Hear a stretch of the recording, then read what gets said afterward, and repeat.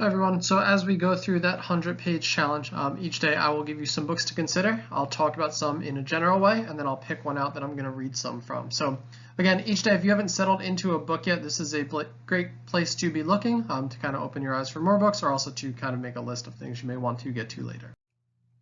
So the first two books I'm going to talk about, and both of these are available in that list of books that I've put on the course page that you can just open up and click right into the link. The first one is called American Born Chinese.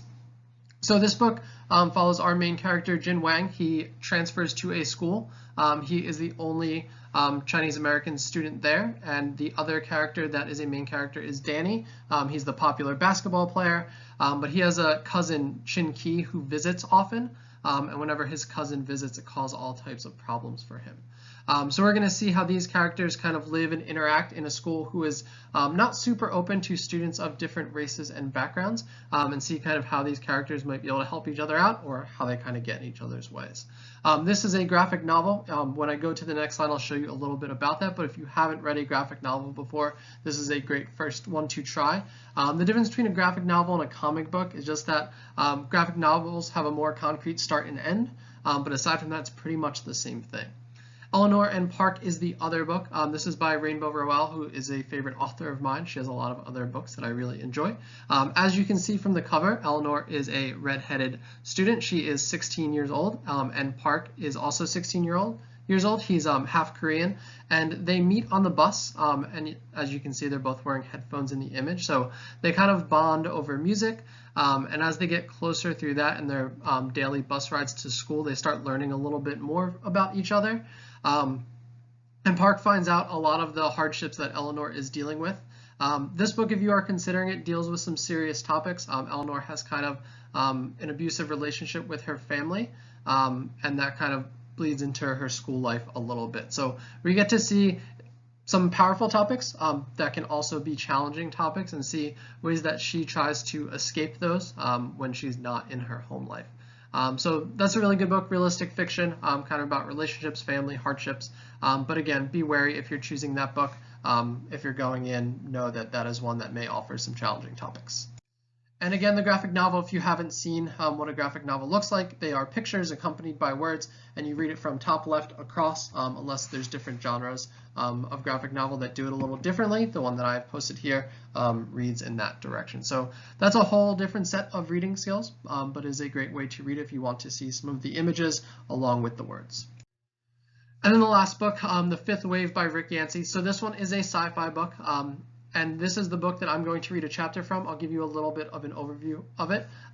It's kind of an alien book. So aliens invade Earth, and they do it in waves.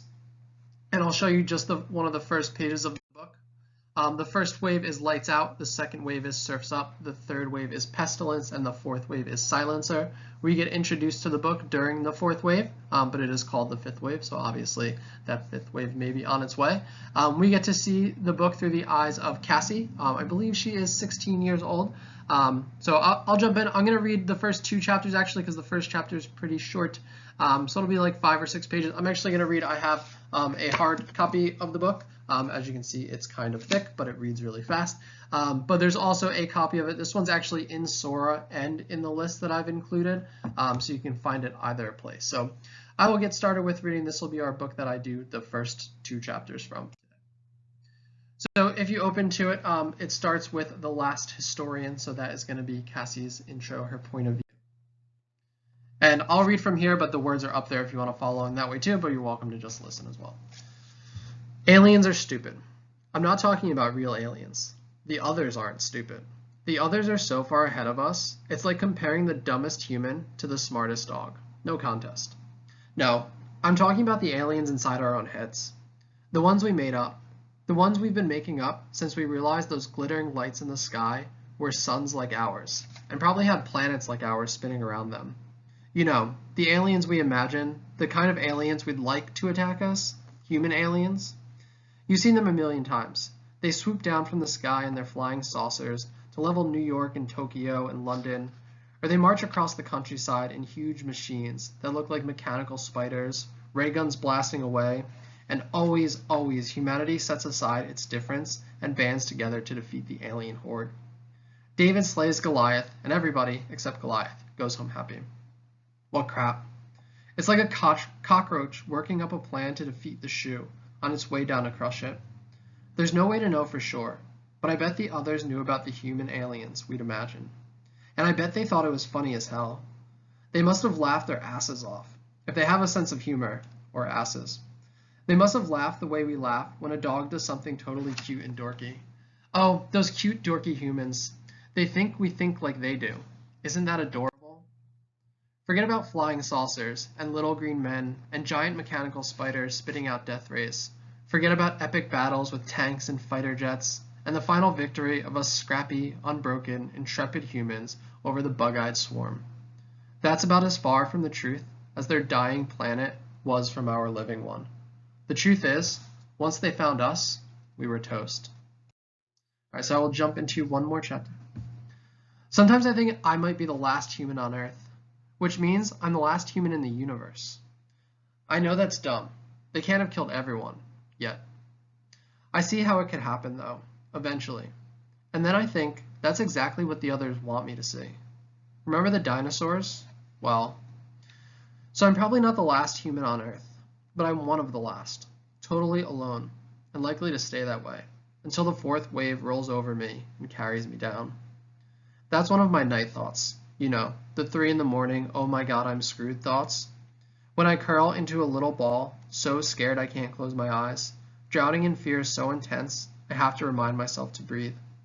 Will my heart to keep beating? When my brain checks out and begins to skip like a scratch CD, alone, alone, alone. Cassie, you're alone. That's my name, Cassie. Not Cassie for Cassandra or Cassie for Cassidy. Cassie for Cassiopeia, the constellation, the queen tied to her chair in the northern sky, who was beautiful but vain, placed in the heavens by the sea god Poseidon, as a punishment for her boasting. In Greek, her name means she whose words excel. My parents didn't know the first thing about that myth. They just thought the name was pretty. Even when there were people around to call me anything, no one ever called me Cassiopeia. Just my father, and only when he was teasing me. And always in a very bad Italian accent, Cassiopeia. It drove me crazy. I didn't think he was funny or cute, and it made me hate my own name. I'm Cassie, I'd holler at him. Just Cassie. Now I'd give anything to hear him say it just one more time. When I was turning 12, 4 years before the arrival, my father gave me a telescope for my birthday. On a crisp, clear fall evening, he set it up in the backyard and showed me the constellation. See how it looks like a W? He asked. Why did they name it Cassiopeia if it's shaped like a W? I replied. W for what?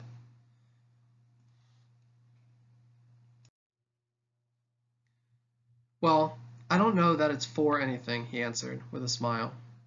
Mom always told me it was his best feature, so he trotted it out a lot, especially after he started going bald, you know, to drag the other person's eyes downward. So, it's for anything you like. How about wonderful, or winsome, or wise?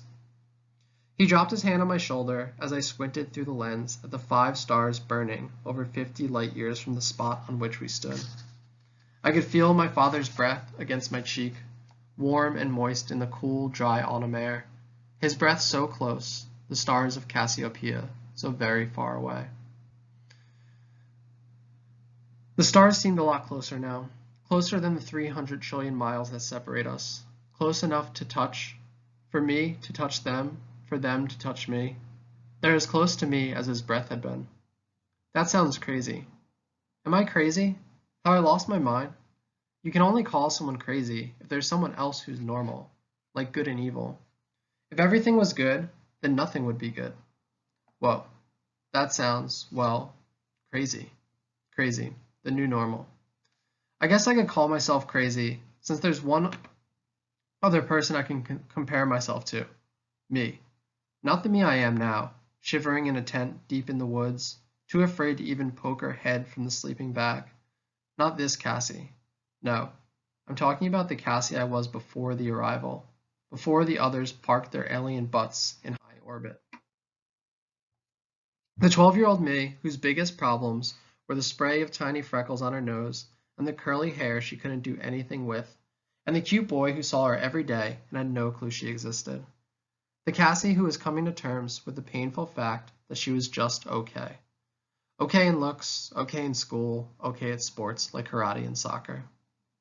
Basically, the only unique things about her were the weird name, Cassie for Cassiopeia, which nobody knew about anyway, and her ability to touch her nose with the tip of her tongue, a skill that quickly lost its impressiveness by the time she hit middle school. I'm probably crazy by that Cassie's standards, and she sure is crazy by mine. I scream at her sometimes. That 12-year-old Cassie moping over her hair or her weird name or at just being okay. What are you doing? I yell. Don't you know what's coming? But that isn't fair. The fact is she didn't know, had no way of knowing, and that was her blessing, and why I miss her so much. More than anyone, if I'm being honest. When I cry, when I let myself cry, that's who I cry for. I don't cry for myself, I cry for the Cassie that's gone. And I wonder what that Cassie would think of me, the Cassie who kills. All right, so those are our first two chapters of The Fifth Wave by Rick Yancey. As you can see, there's some of that alien stuff going on in the background, but it comes out a little bit more. But it's also, if you're not someone who's super into like over-the-top alien stuff, it's not super about that. It's more about people and survival and kind of end-of-the-world stuff. So an interesting take on all of that. So our three books that I talked about today, American Born Chinese, Eleanor and Park, The Fifth Wave, all books for you to consider as you are considering making your choice. If you go into the list of books today and you're looking through and you want any more information about any of them, feel free to let me know. I encourage you to click through some, feel free to Google titles, but again, you can go anywhere you want to be going to look for your books, but these are some good options to consider.